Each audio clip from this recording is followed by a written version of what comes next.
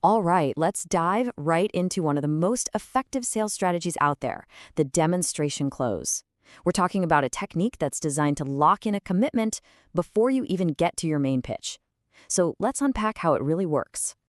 Here's our roadmap. First, we're going to define exactly what this thing is. Then we'll get into the psychology that makes it tick.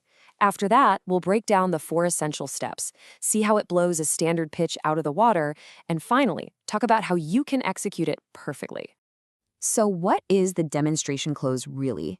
Well, at its heart, it's all about getting your prospect to commit before you've even started your big presentation. Sounds kind of backward, right? But stick with me.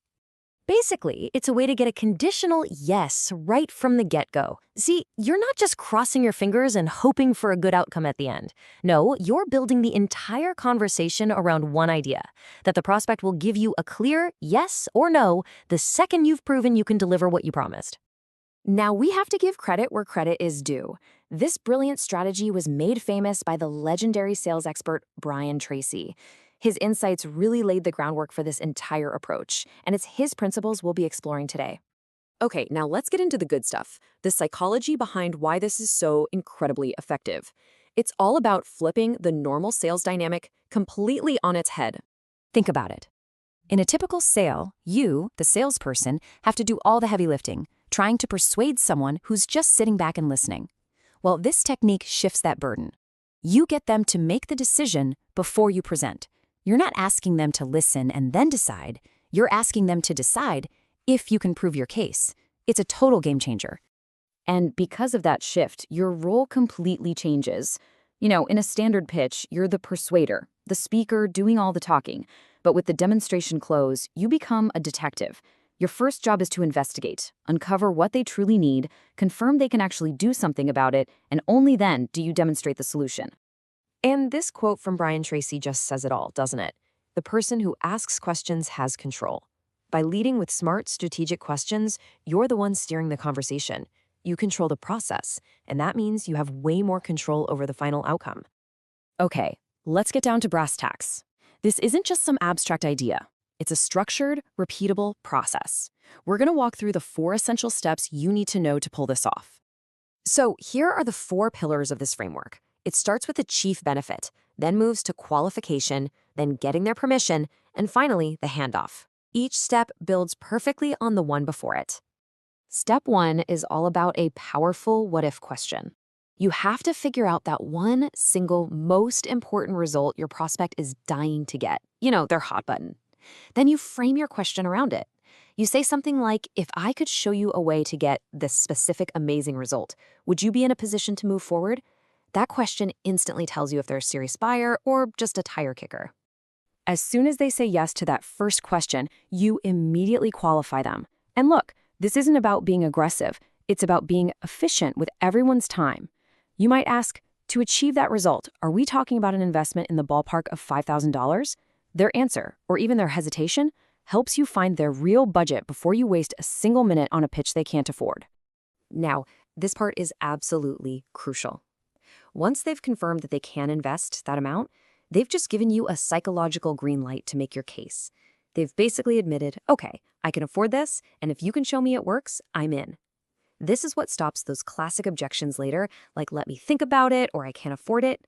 Why? Because they already told you they could. And finally, we get to the handoff. Once you've laid it all out and shown them exactly how you're going to deliver that chief benefit you promised, well, the ball is back in their court. You've held up your end of the deal. Now all you have to do is hold them to their promise and ask for the decision. This quote really is the perfect summary for this whole process. Think about it. Every single one of those 4 steps is driven by a question, not a statement. You're not just telling them about your product, you're asking them what they're prepared to do if, and only if, you can solve their biggest problem. So to really appreciate how radical this approach is, let's put it side by side with a typical old-school sales pitch. The difference is night and day. Just look at this. With a standard pitch, the decision is at the very end, and you're basically just hoping they have the money. The prospect holds all the cards and has that easy escape hatch. Let me think it over.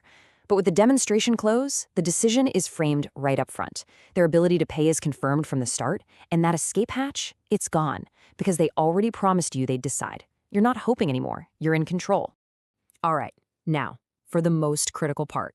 How do you actually use this in the real world? And, maybe even more importantly, what are the common mistakes that can completely sink this strategy if you're not careful? Let's look at a real-time example. Imagine a consultant talking to a sales director. They don't start with a slideshow about their company. They lead with this exact question. The promise of a 20 to 30% sales boost is the hook. The director agrees to make a decision if the consultant can prove it. Just like that, the entire sale is framed, and the consultant has a clear runway to the close. And please, avoid these common mistakes. If you skip that qualification question, you lose all your power. If your opening promise is wishy-washy, it won't grab them. And don't be scared of an early no. That just saves you time. Finally, a quick tip. Never try to do this standing up in a hallway. This is a serious conversation that deserves a focused, professional setting. So here it is, your 5-step guide to put this into action. Number 1, find that hot button, the one result they crave. 2, hit them with the if I could question. 3, confirm they can actually pull the trigger. 4, deliver a knockout demonstration that leaves no room for doubt. And 5, ask for the commitment they promised you. And at the end of the day, it really all boils down to this fantastic insight from Brian Tracy. The entire point of the demonstration close is to build rock-solid believability. When you make a bold promise, and then step by step you prove you can deliver on it, you create so much trust and credibility that closing the deal isn't just a possibility, it's the only logical next step.